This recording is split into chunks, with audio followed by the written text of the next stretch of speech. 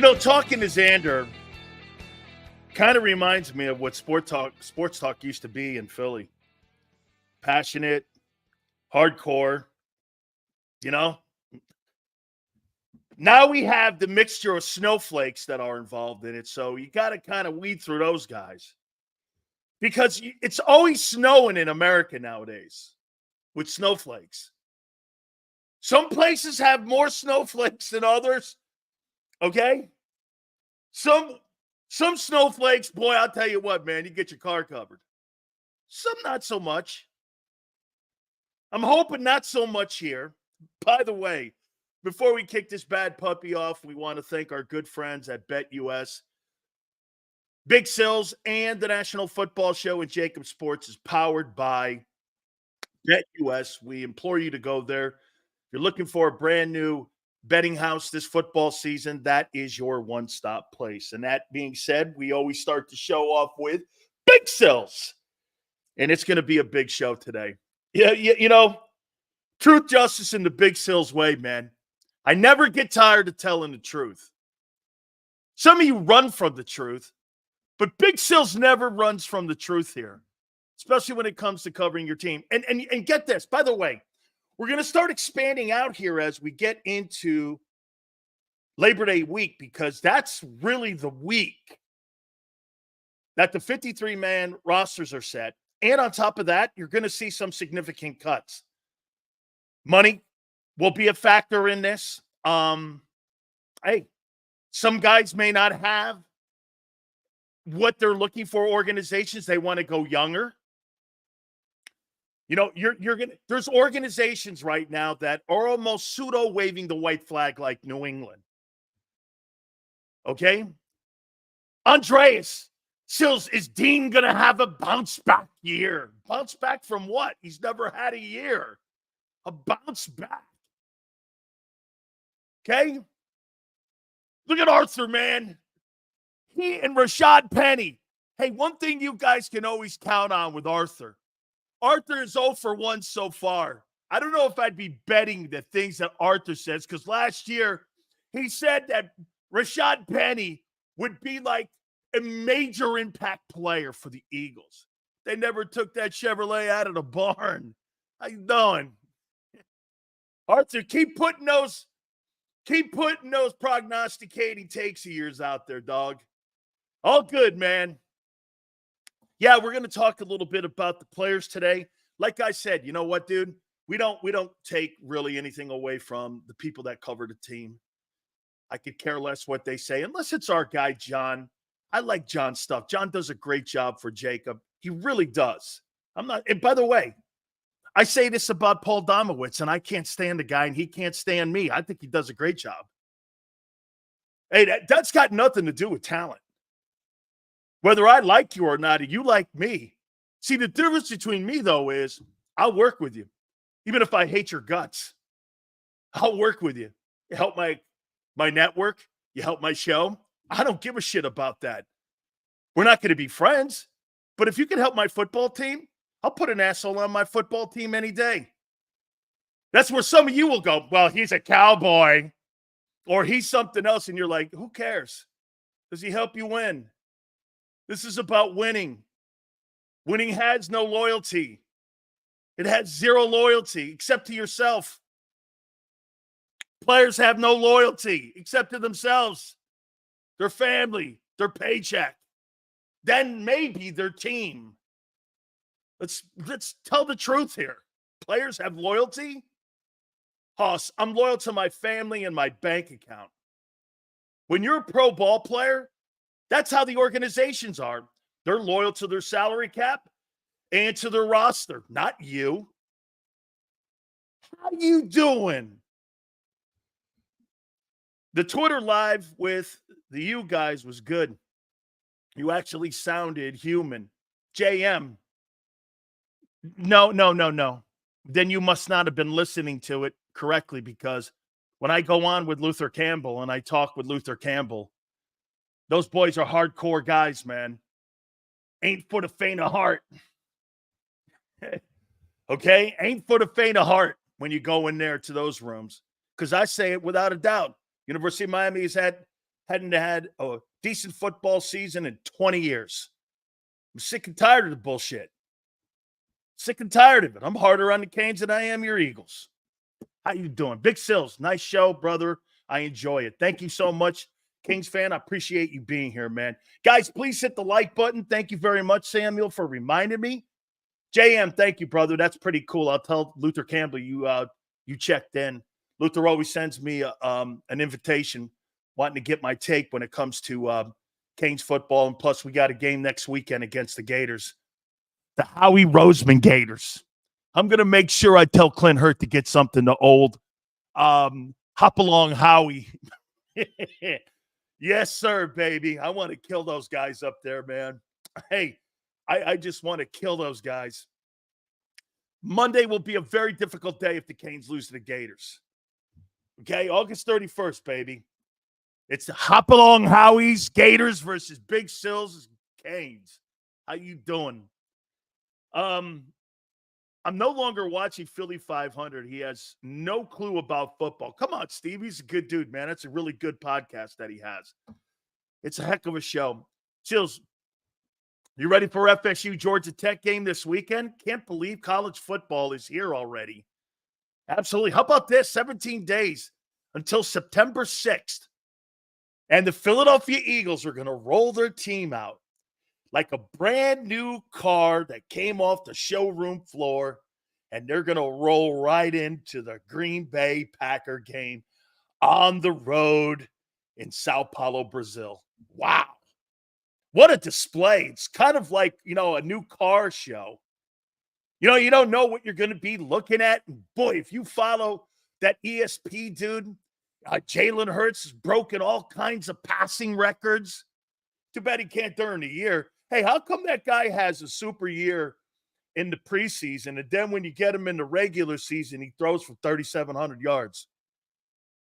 That guy's so proficient and so good at what he does. Why did Baker Mayfield have a better year?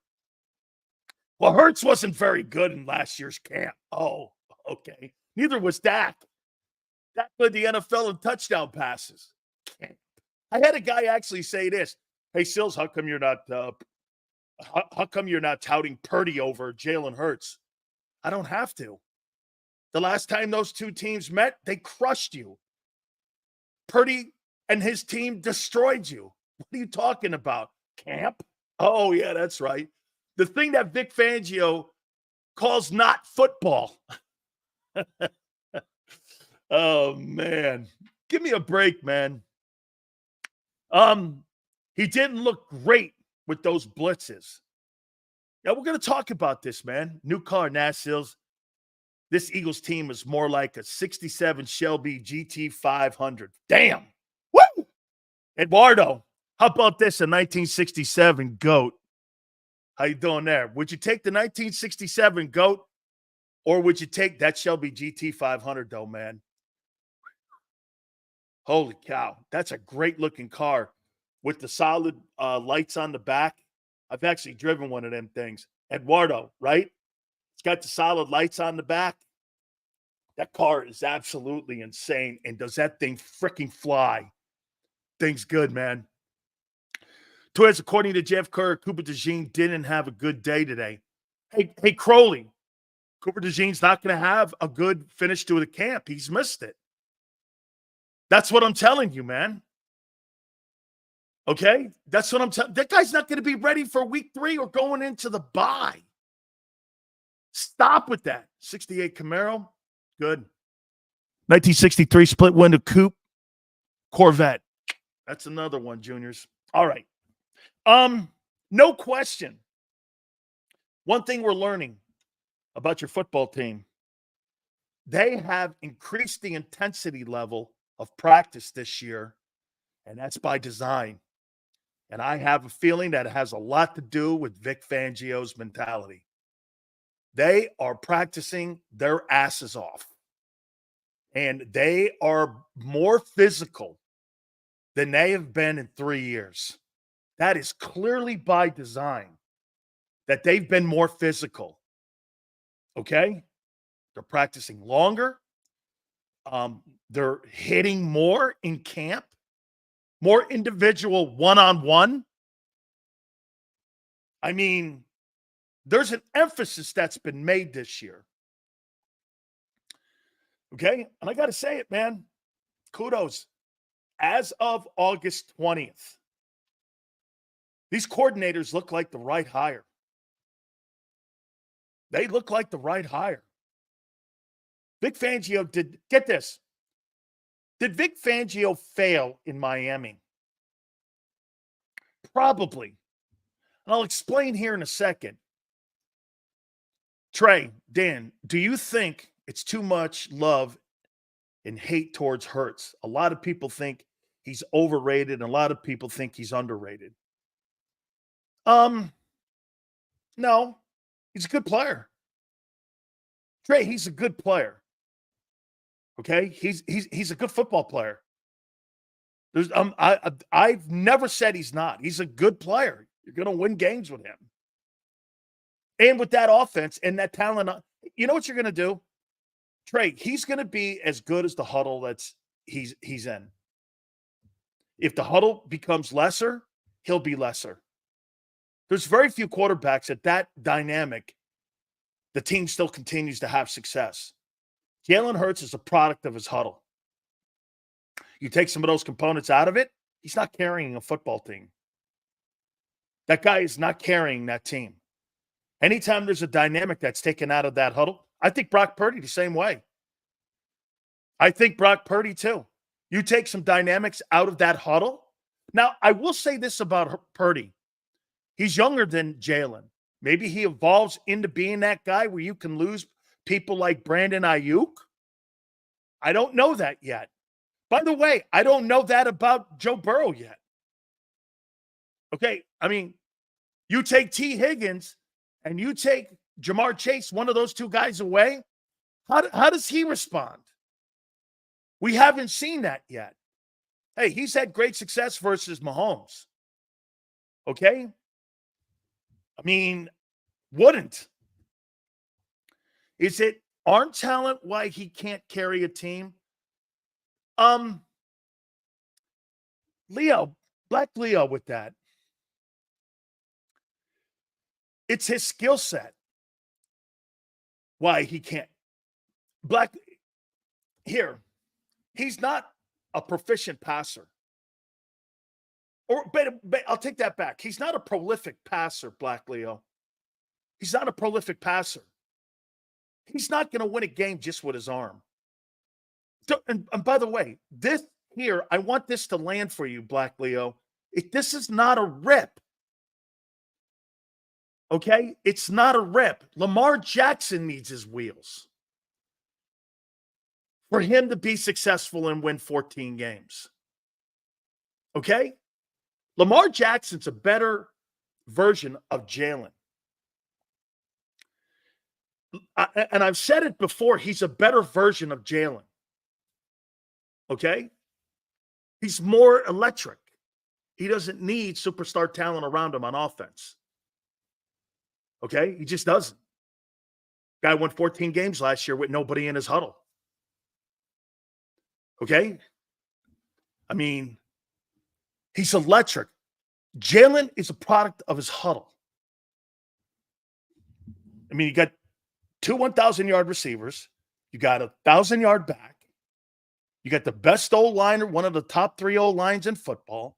There's nothing that he doesn't have at his. Jalen Hurts has been given more accessories than any Eagle quarterback in history, including Randall Cunningham.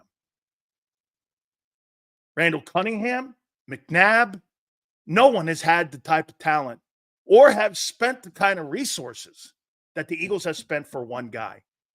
Is Jalen Hurts more talented than Randall Cunningham? Absolutely not. Is he a better passer than Donovan McNabb? Absolutely not. But Jalen can take all those things and win. And by the way, the difference between those quarterbacks and Hurts is the talent in the huddle. Hurts is on a super team, just like Isaiah said. It's not a rip. How many football players? And Dez goes with a terrible defense too.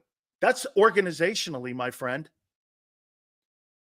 They decide to build the offense up and spend the money and do nothing on defense. And year in and year out, they're constantly evolving and using a revolving door on your defense. That's been designed since you won the Super Bowl. That's a company edict. That's nothing Hurts can do about that. That's how they operate. That's how Howie does business. That's not on him. Okay? That's how you operate. I agree. Although Hurts might be a better quarterback than Lamar, but not overall player. Okay. I don't hate that. I don't hate that. I don't hate that. Both those things can be true.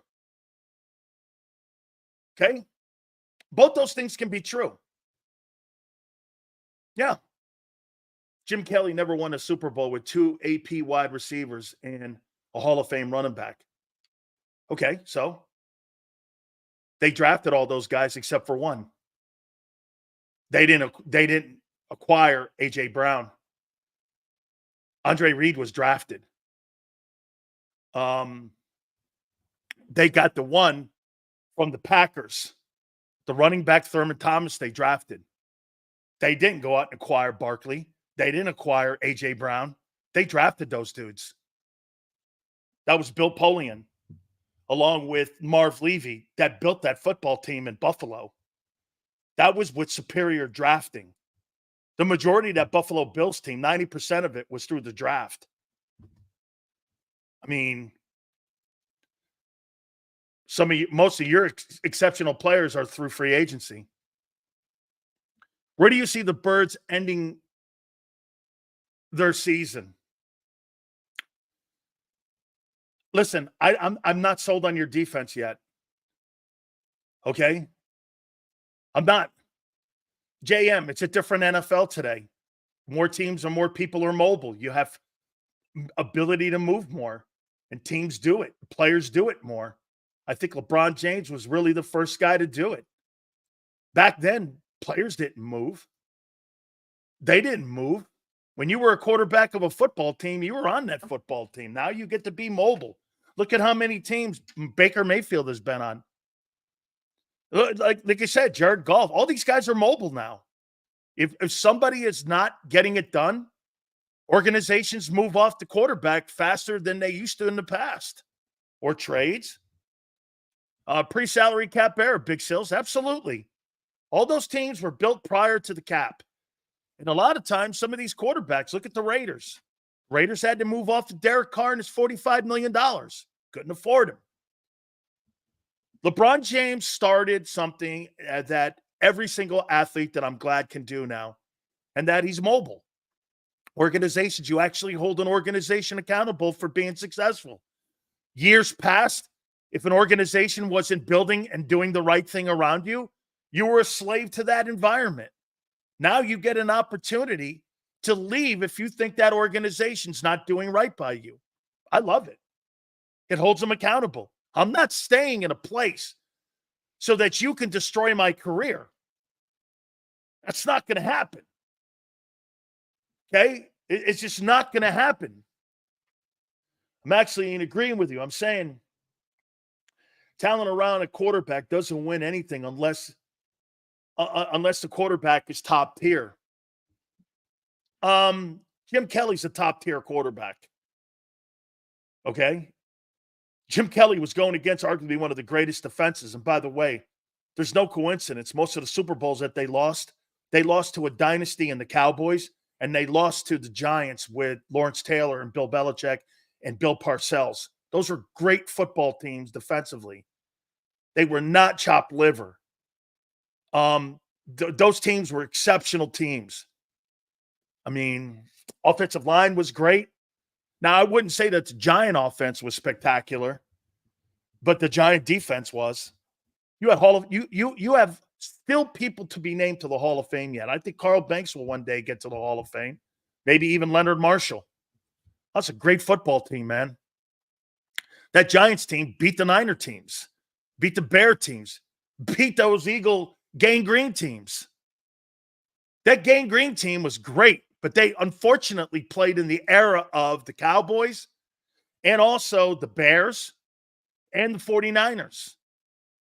Can you imagine what the Eagle teams with Cunningham would look like today? They'd look like Kansas City. They would look like if that Randall Cunningham Philadelphia Eagle team was in today's NFL, they'd be Kansas City. They would be the Chiefs. Personally, I won't say it, but boy, every time how about this? I'll say it this way. You know what? Every time I watch Patrick Mahomes play, he reminds me of Randall Cunningham. And I'll leave it there because I don't want to be called an idiot, but boy, Randall Cunningham, boy, Mahomes plays a lot like him. I mean, you had to see Cunningham up close. It's fucking crazy.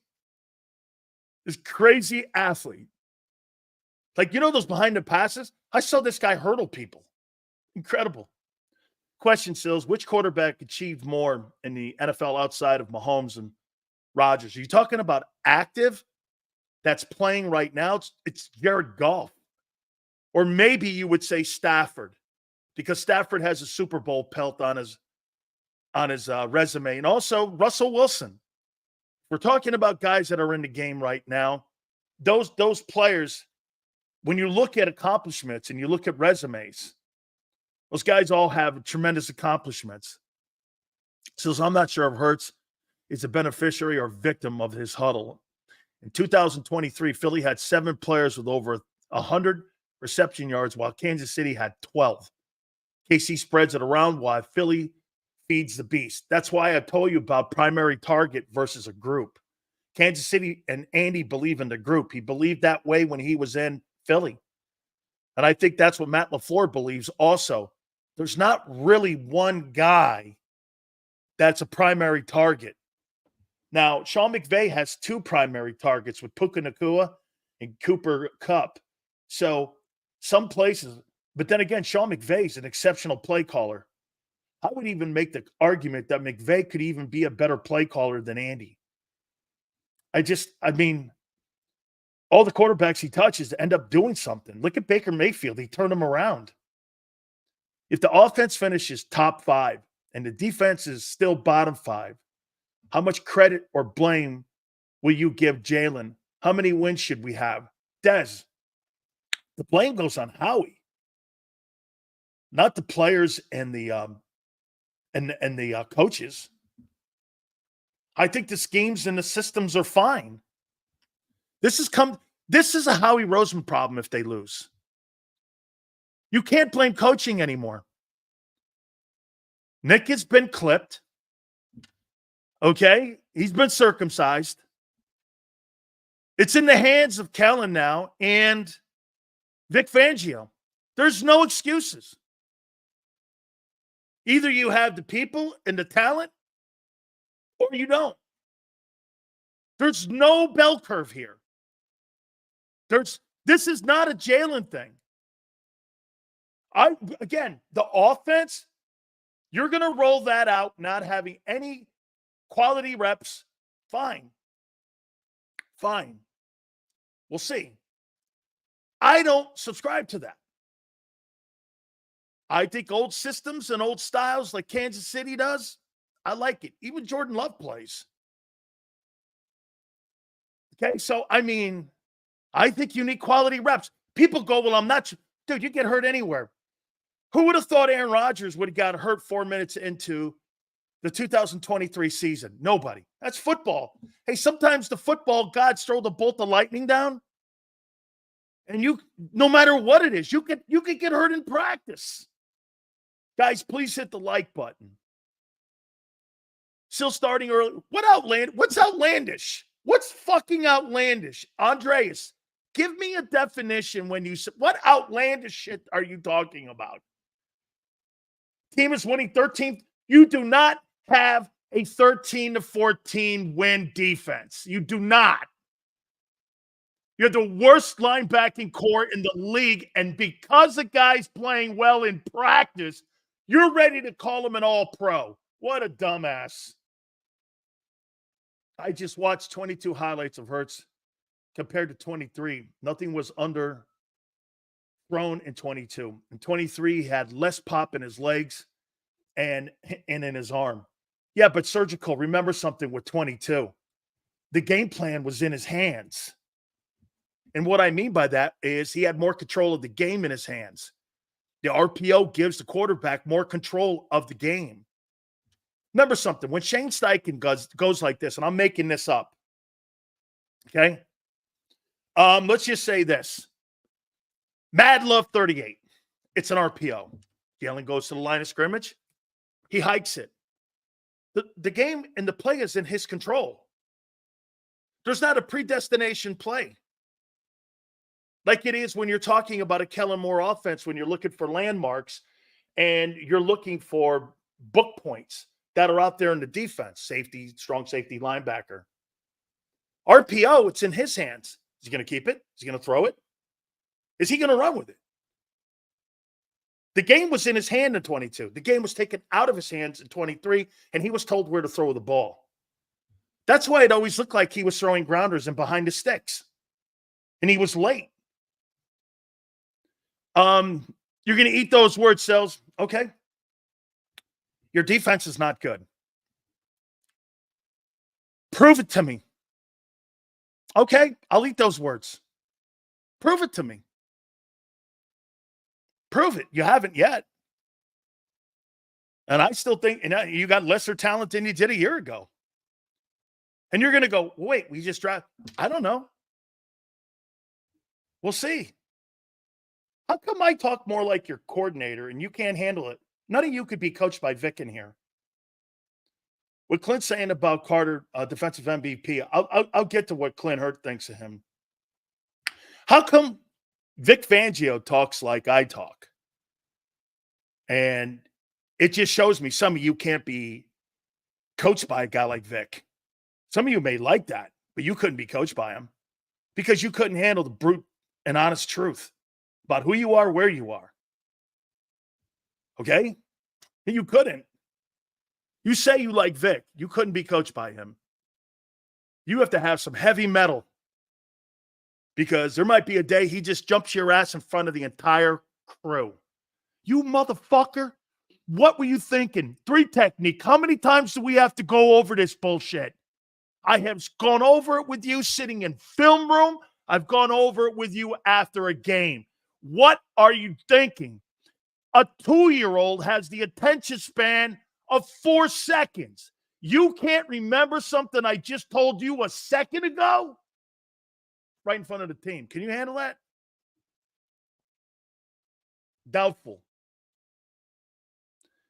And I clipped it just in case you try to load and say you didn't. I don't ever do that.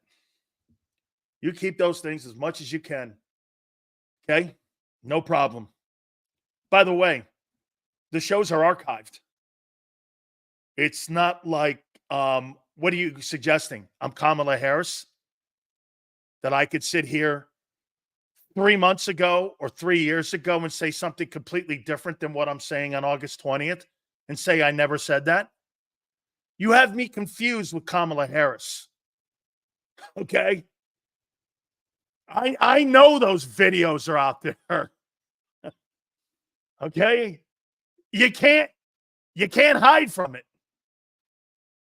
All right? Hey, I never said that. People in PA are going, didn't she say she hated fracking? I love frackers. Hey, I'm going to open up my own fracking store.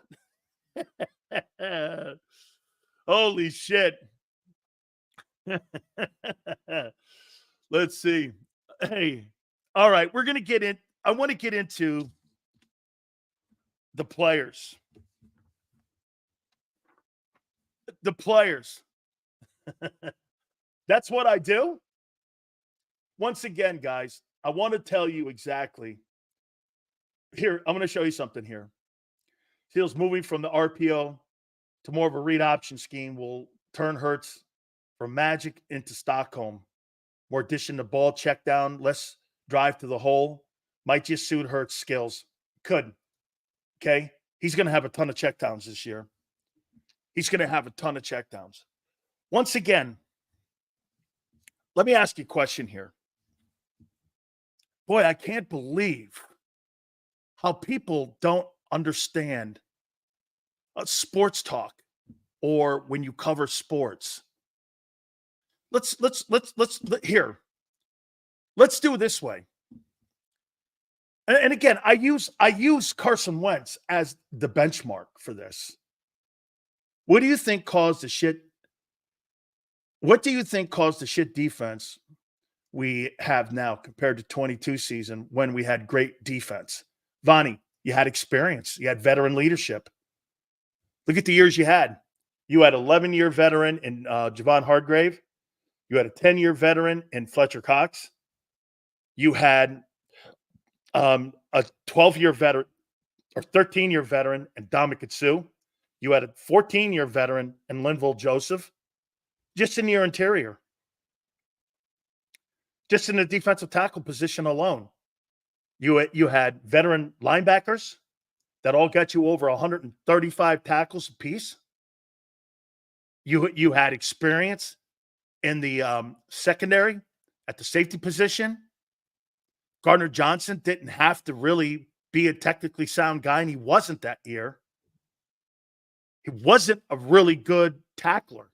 He was graded one of the worst, but he had players around him. And when they played that center field defense, what was the one? James Bradbury could play on that 22 defense. Why?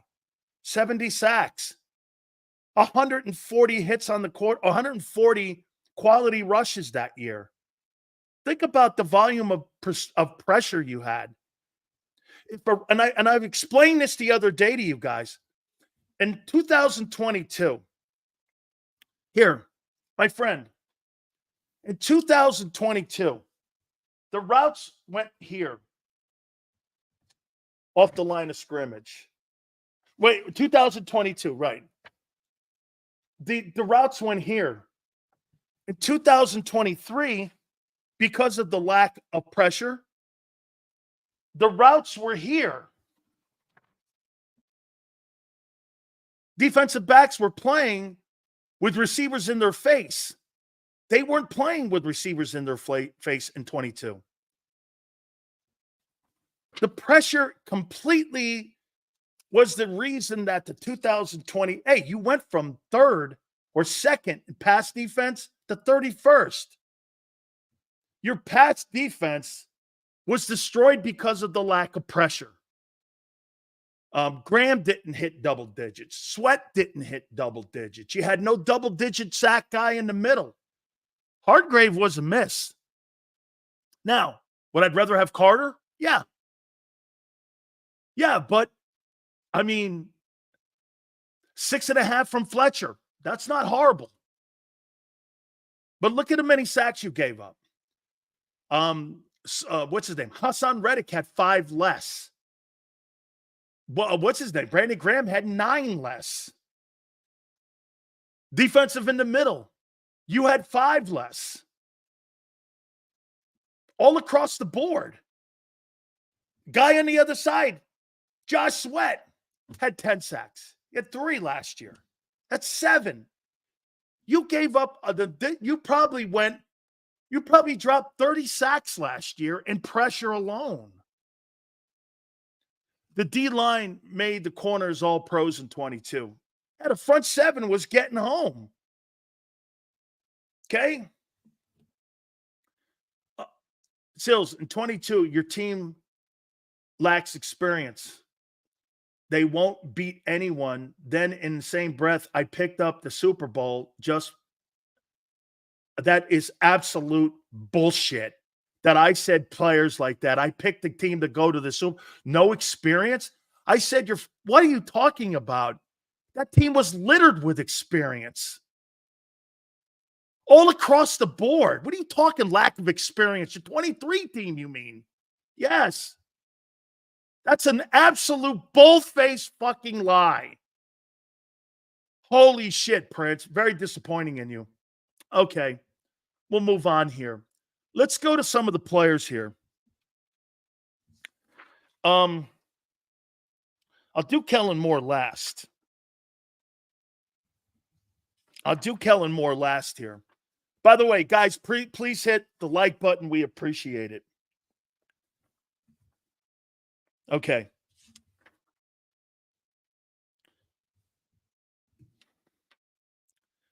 Let's do Bryce Huff out of the gate. Let's do Bryce Huff out of the gate here. Let's see here. If our D-line gets pressure, our corners don't matter as much. 17, we didn't have great corners, but our pass rush was insane. It was very good. Okay. Here we go. So I was listening to Bryce Huff, and I was listening to him talk. And so, okay, once again,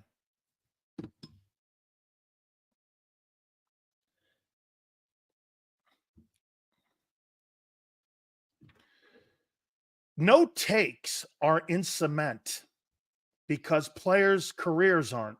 Do we agree with that? Some players get better. Some players get worse.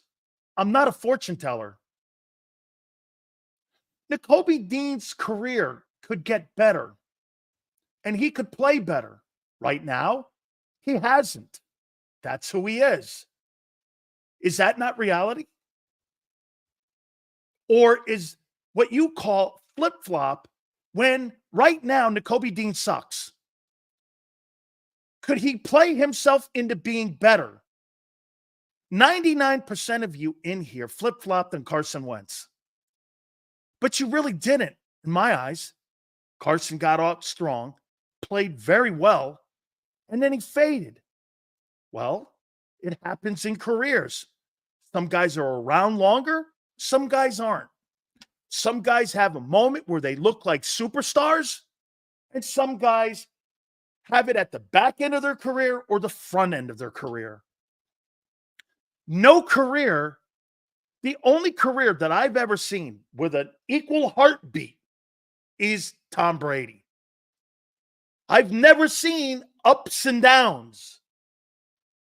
He's the only guy that has a heartbeat that goes across like this. Here's Brandon Graham's career. Watch this. You tell me, did you guys flip-flop on Brandon Graham when he was down here struggling for 5 years? And all of a sudden he got better. And he got better. And now he's at the back end. He was down here for 5 years. How many people thought Brandon Graham was a bust his first 5 years? Would you say he was a great player? Would you say he was? Who wouldn't have a take where he's not performing well and he looked like Derek Barnett? How many people didn't think he looked like Derek Barnett early in his career?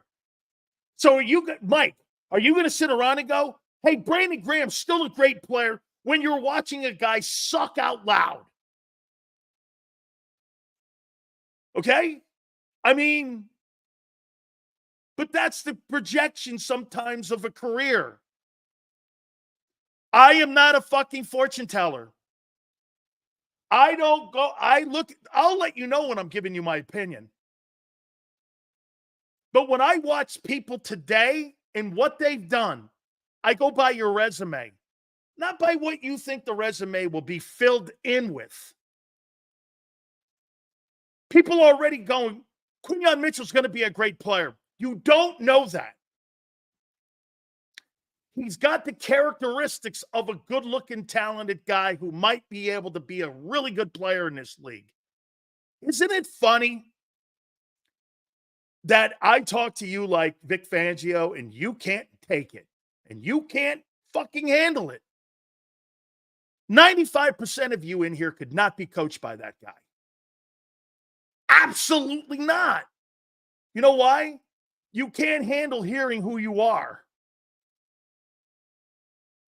Are you saying Vic is lying? Vic said Mitchell's going to be a good player. I didn't hear great player. I said he's going to be a really good player. Did you not hear Vic also say that Bryce Huff is a work in progress and it's coming along? You know, he's being asked to do things he's never been asked to do before, but it's a work in progress. Did you hear that one too?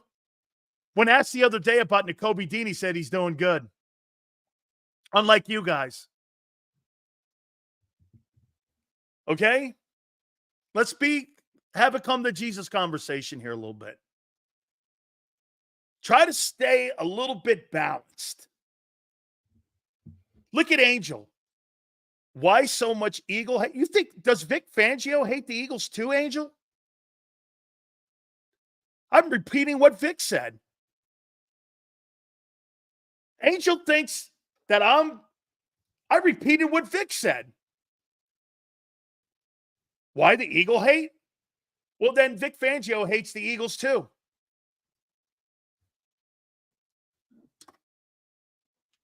Okay? I mean, then he hates the Eagles too. Because he ain't pumping up old Bryce Huff yet. He ain't pumping him up. All right. So I listened to Bryce Huff. I really didn't hear anything. He was asked a really weird question about Aaron Rodgers by some dickhead Philly guy, and I didn't get it. What's Aaron Rodgers and the Jets and that drama last year have to do with anything that he has to? Jesus criminy. Can you please, somebody outside of John McMullen, ask a decent question? How's it coming along your run stopping? Holy shit. Hey, what was that like playing with Aaron Rodgers last year? Are you fucking kidding? Who gives these guys these press credentials? I don't give a shit about Aaron Rodgers. A rock could fall in front of the cave he's in, and they need to have rescue workers go, and I wouldn't care. What was that? How's your run stopping coming? How's the skill set? And how's Vic working with you? I couldn't believe that question. I was like, what is that? But where do we draw the line between protection and benefit of doubt? It's sometimes hard to tell the difference in your takes, in my opinion. Okay, that's a fair question, Marshall. Okay, well, Marshall, I like to do things with some conviction and not give you a waffle answer. Is that okay? I mean, I'm not being a dick to you. By the way, thank you for the super chat. I'm not being a dick. I'm just saying I talk with conviction. Okay? I don't like gray area or waffling. I wasn't raised like that. And you are what you are now, not what you think you're going to be. Listen, do I think, if you're asking me an opinion, Sills, down the road, do you think that Quinyon Mitchell could be a really good player? Yeah, he's shown the characteristics of it. What is he right now? I don't know. Seems very athletic. They're trying to get him on the field. They're putting him in the slot, and they're putting him in nickel in that corner. That's the truth. I don't know what else to tell you. I don't know what to tell you. You want me to do like parades down Broad Street and shit? Sorry, dudes. That's not happening. Okay? And hey, Marshall, it's a good take. Hey, Prince, I don't give a shit if you can't dissect what I say. I don't. That's a you thing, dude. I've been doing this for 35 years. I've done very well with it. And I've done very well with my show. So thank you. But okay, when I need somebody to tell me and quantify my takes, that'll be when I'm done. Our pass rush is trash. I wish we had a good pass rush, but Sill's probably better than what we got, in one who thinks we have a good pass rush is blind. Billy, we'll see. I don't believe you have a good pass rush. I just don't. Okay? I really don't. Guys, please hit the like button. We appreciate everybody here. Thank you guys so much. So I didn't really get a lot out of Bryce Huff. I thought the Aaron Rodgers question was really bizarre. Jordan Davis. I liked his energy. I liked him at the mic. I did. He's got he takes responsibility now because Fletcher's not in the building. Everybody is taking a leadership role in the building, especially at the tackle position. He said, "We are the future." Jordan Davis and Jalen Carter for the Eagles. Good. I love all that stuff. I love that. You're taking accountability for yourself. Okay? You are. Robert says something here that's facts. Jordan Davis is still soft until proven otherwise. I wouldn't call that guy soft. I'd call him lazy. They've got to beat the laziness out of him. Okay? Dan Sileo, I love your show, but when you say the Cowboys, your Cowboys are winning 5 games, I think you're crazy. Dak is one of the all-time great quarterbacks. Look at his stats. Okay, so he's Warren Moon. He's Dan Fouts. He's Phillip Rivers. What those guys ever win? And by the way, you have the worst running back room in pro football. You have a receiver that is not in camp. And do I think that's a problem as of August 20th? Probably not. But your entire offseason has been dealt with dealing with contracts instead of dealing with getting better. You've soared up a little bit your run defense. Linebackers aren't bad. You've got a way better secondary than the Eagles do, which is a given to you, okay? They don't even know who their second corner is. You got 2 Pro Bowl corners. And you've got a Pro Bowler at the safety position. So you're better back there. Your edge rushing is probably better than the Eagles. The interior tackles are clearly Philly. So you got them on defense. But offensively, you're nowhere in the room with them. And by the way, for the record, you're not horribly ahead of them on defense, which gives the advantage to the Eagles. Big time. Now, I mean, remember something. Dak Prescott was better without Kellen Moore. Dan Sileo named the difference between Dak Prescott and Aaron Rodgers. One's got 4 MVP awards, Super Bowl MVP, a Super Bowl win. He's 3-1 in touchdowns to interceptions. He's one of the greatest passers in the history of the sport. He's got about 500 passes, touchdown, and about 117 interceptions. I've never seen anything like it. To compare Dak Prescott to Aaron Rodgers is like comparing the sun and the moon. They're not close. Okay? That's delusional cowboy guy right there at its best. If you think that Dak Prescott and Aaron Rodgers are in the same room, you're high. Dak Prescott is a equivalent to Tony Romo. They're the same guy. They're the same guy. And for the record, Aaron Rodgers will be I don't know, because the media people are ignorant. They'll hold his vaccination against him probably. And probably treat him like shit for some reason, whatever. Because that's what voters do now. They take their Hall of Fame vote and use it as a political vehicle now. That's why they keep Bonds and all these other guys out. They're not doctors. Okay? NFL Hall of Fame voters are not doctors. Okay? You're not a psychologist. You're a newspaper writer. Act like it.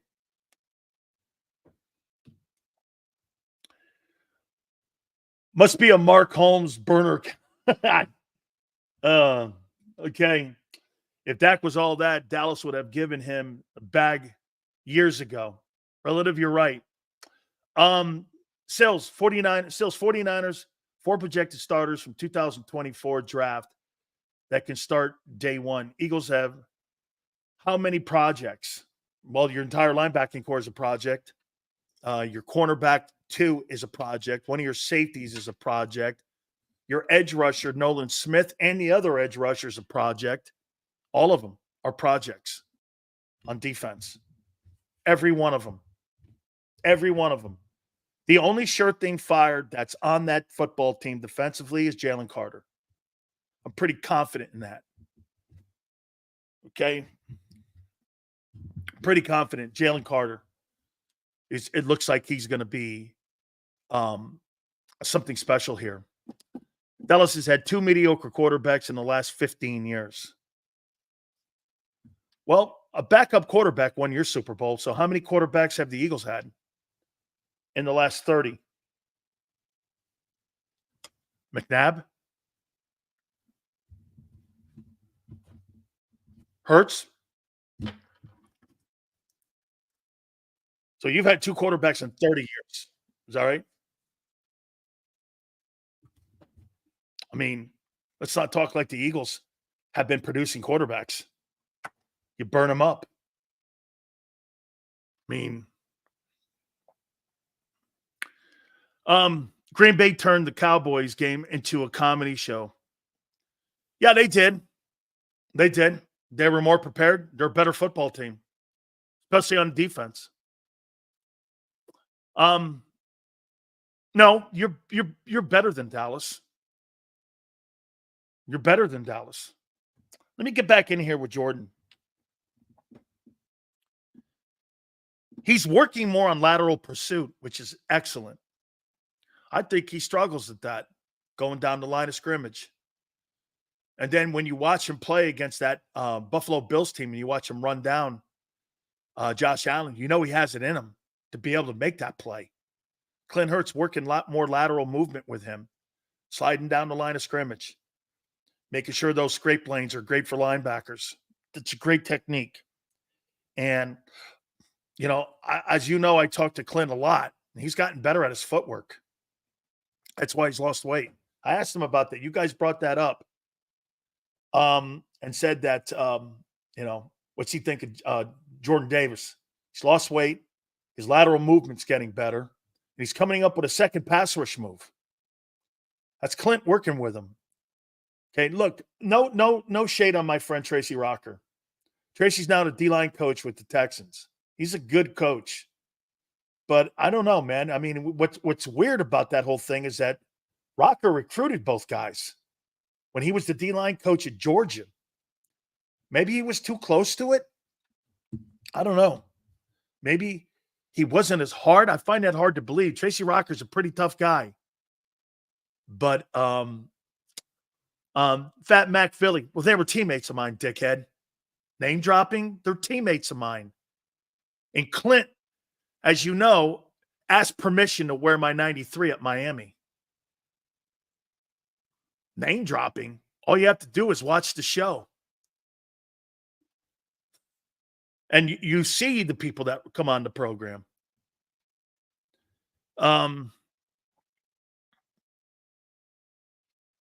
He's very proud of the Georgia guys. He thinks that Kobe and Nolan Smith are going to have great years. Good for him. Way to back his guys. He was asked what the impact was of Clint Hurt being a coordinator, coaching him. You know what he said? Identifying formations, identifying the tricks, splits. When he says formations, wrong side, weak side, brown set, red set, white set, when it comes to backfield motion.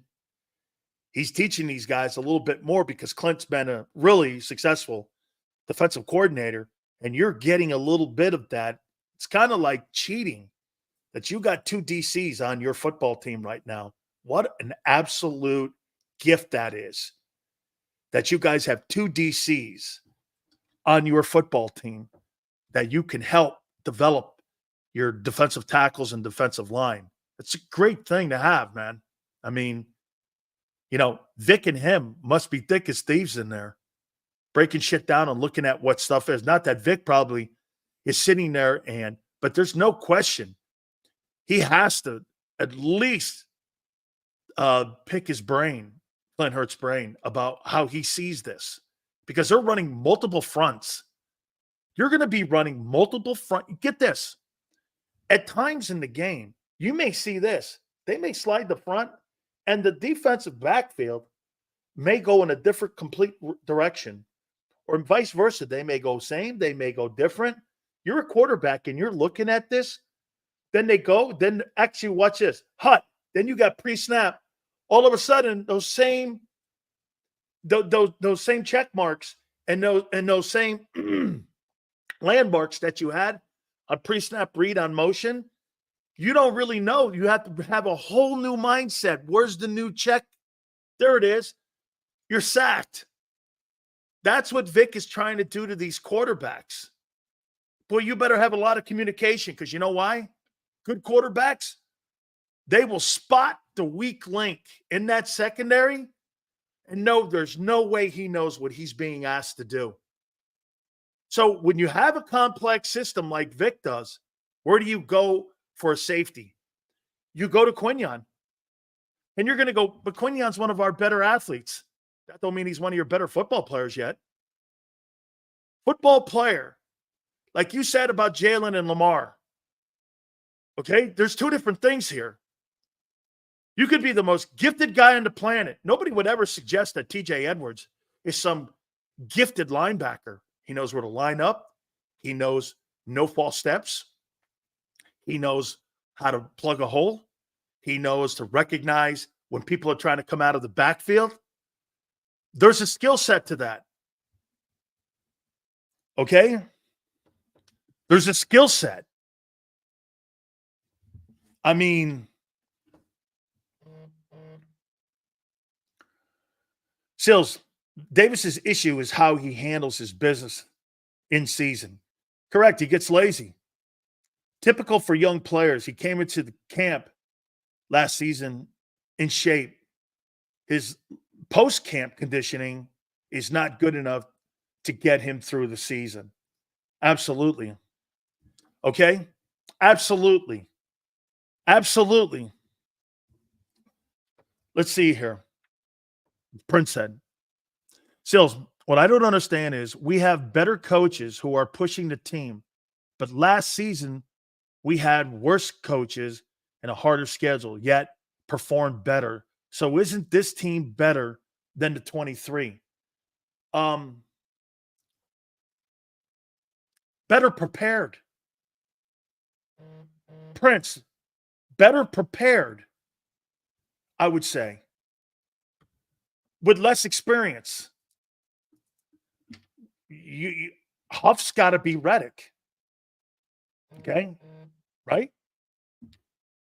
And once again, I'll say this. You're even less experienced today than you were in 23. Now, how about this, Prince? How about this? Do we both agree there's better problem solvers on the team this year, offensively and defensively, in case there is a disaster, that you won't have a slide like you did a year ago, and they're going to be problem solvers for your football team? I don't know what that is, but guys, believe me, going and getting free agents and how he's signing somebody doesn't fix it. Okay?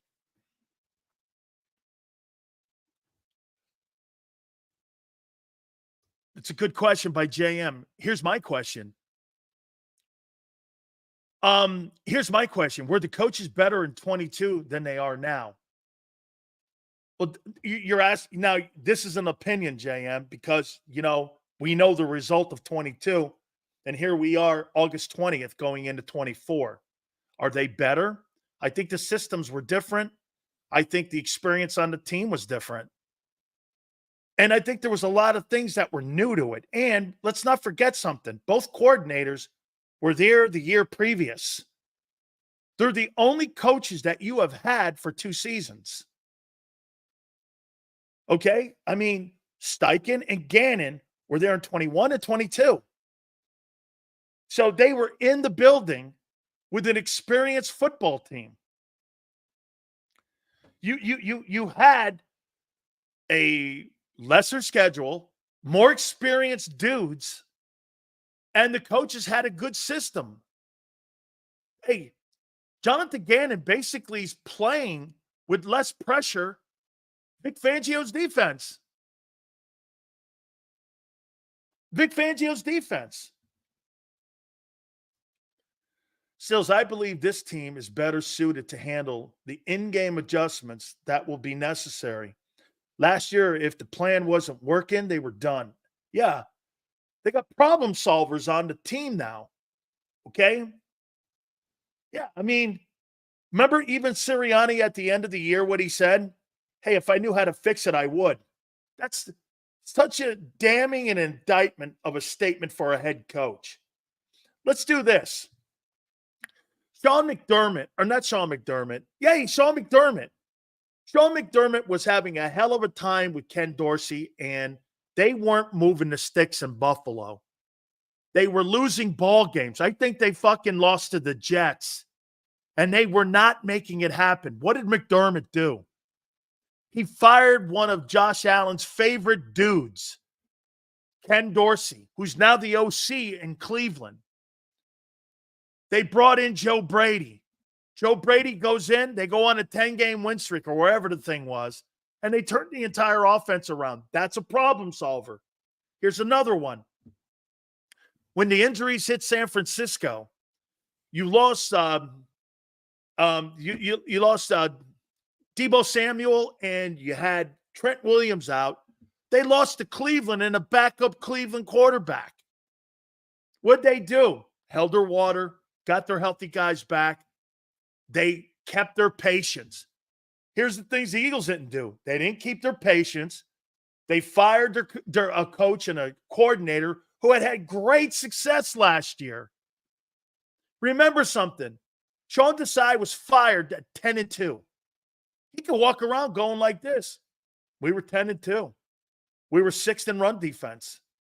We were 17th in pass defense. Yeah, we weren't where we wanted to be because we didn't have the pressure we were getting, but still. And he had beaten Mahomes. He had beaten Stafford.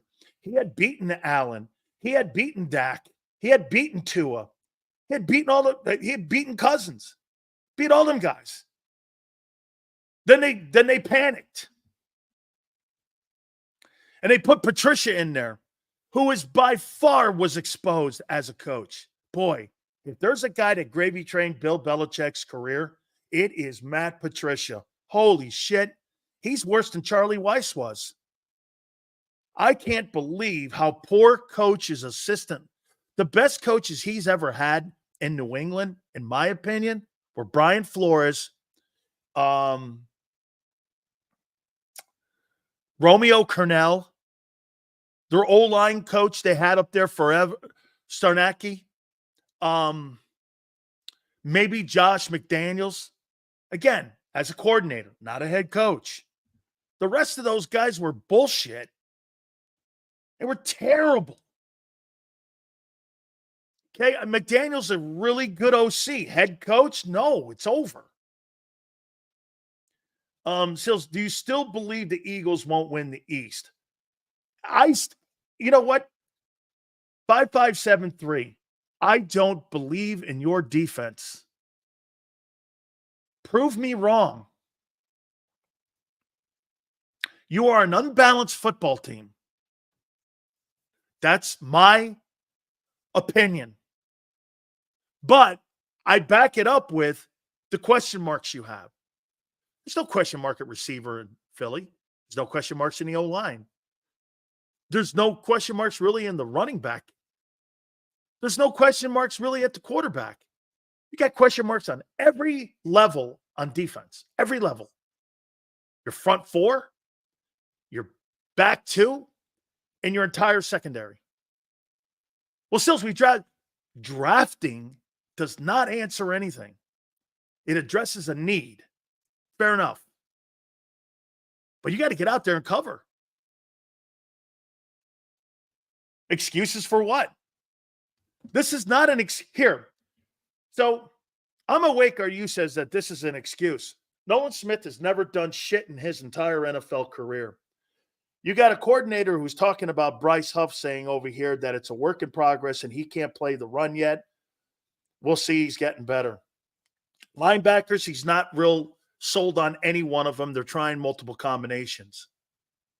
You got James Bradbury on the football team for a reason because you're not sure about corner 2. You're not even sure where you're going to play Quinyon Mitchell yet. That's not excuses, kid. That's who you are. That's not an excuse, kid. That's who you are, dude. Whether you like that or not, I can't help you. I really can't help you on that. All right, guys, please hit the like button. My friends, don't forget, we are driven by BetUS. We got a brand new partnership right now with our good friends at BetUS here at JAKIB Sports. This football season is going to be absolutely off the chain, and we're so excited to be involved with BetUS. I mean, guys, 125% bonus on your first 3 deposits up to $2,000. You also get that in crypto with 200%. Michael Vick loves the place. This is for you during this football season. And if you're looking for a new betting house for the upcoming season, BetUS is your place. Go to betus.com.pa. That's betus.com.pa. Guys, do me a favor. Check them out, please. Fastest payouts in the business. 24/7 personalized service. Live wagers on all major games. And if you want your own account executive, do me a favor. They will set that up for you. Just ask them. So go to betus.com.pa. That's betus.com.pa. And do me a favor. Tell them Big Sil sent you. Michael Vick at betus.com. Catch an incredible 125% sign-up bonus on your first 3 deposits, plus 10% gambler's insurance. BetUS, my online sports book and casino. If you missed any of today's show on the JAKIB Media channel, listen to the podcast on your way home. Available on YouTube, Apple, and Spotify.